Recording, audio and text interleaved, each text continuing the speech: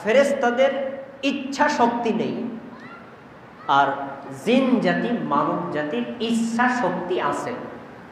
যেমন ফেরেশতাদেরকে মালাকুল মাউতকে আল্লাহ দায়িত্ব দিচ্ছেন যে যত সৃষ্টি আছে তুমি তাদের মৃত্যু ঘটাবা।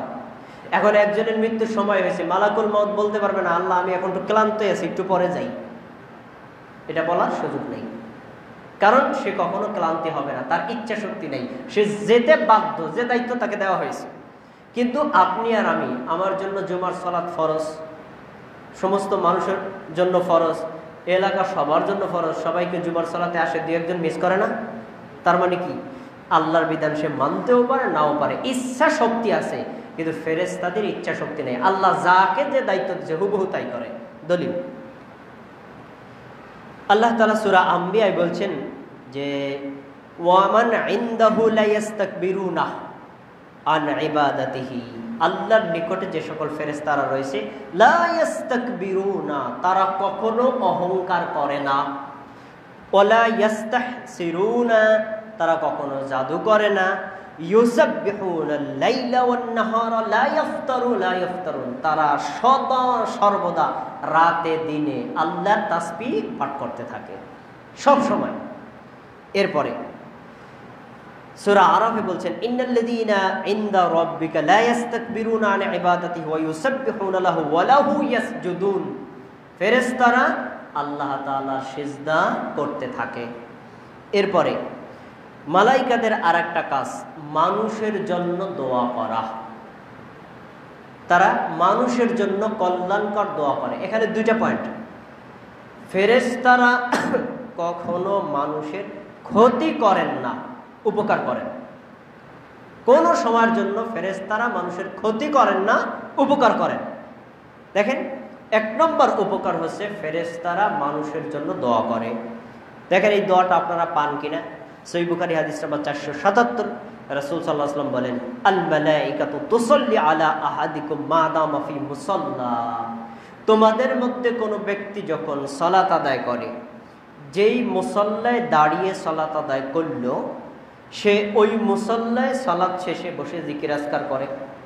যতক্ষণ পর্যন্ত সে বসে থাকবে ততক্ষণ পর্যন্ত ফেরেশতারা তার জন্য দোয়া করতেই থাকে। এই যে আপনারা এখন সালাতের অপেক্ষায় বসে আছেন, জুমার সালাত আদায় করবেন, যতক্ষণ থাকবেন ততক্ষণ ফেরেশতারা আপনাদের জন্য দোয়া করবেন। দোয়ার ভাষা শুনুন, আল্লাহুম্মা গফির লাহু ওয়ারহামহু, আল্লাহ তুমি অমুকেরকে ক্ষমা করো, আল্লাহ তুমি অমুকের উপর দয়া করো। তাহলে ফেরেশতারা আপনার জন্য দোয়া করতেছে, আল্লাহ তুমি আব্দুল্লাহকে ক্ষমা করে দাও, আল্লাহ তুমি আব্দুল্লাহর উপর দয়া করো। আচ্ছা, এখানে একটা কথা আপনারা বের করি, উল্টা দিকে ফেরেশতারা আমাদের জন্য দোয়া করে, আমরা কি ফেরেশতার জন্য দোয়া করি? করি। যেমন আমরা যদি বলি ইব্রাহিম, তখন কি বলি? আলাইহিস সালাম, আল্লাহ তুমি ইব্রাহিমের উপর শান্তি নাজিল করো। যদি বলি জিবরাইল, কি বলেন? আলাইহিস সালাম, আল্লাহ তুমি জিবরাইলের উপর শান্তি বর্ষণ করো।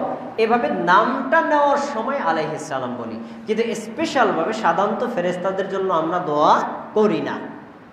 এখানে একটা কারণ হলো মূলত ফেরেশতাদেরকে সৃষ্টি করা হয়েছে জিন আর মানব জাতির খেদমতে, কিন্তু মানুষ আর জিন জাতিকে কিন্তু ফেরেশতার খেদমতে সৃষ্টি করা হয় নাই।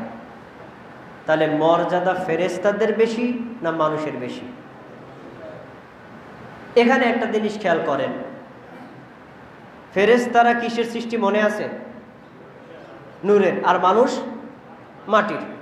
এখন নূরের তৈরি যেই জাতি, তাদেরকে সৃষ্টি করা হয়েছে মাটির তৈরি জাতির খেদমতের জন্য। তাহলে আল্লাহর কাছে মাটির জাতির মর্যাদা বেশি না নূরের জাতির মর্যাদা বেশি?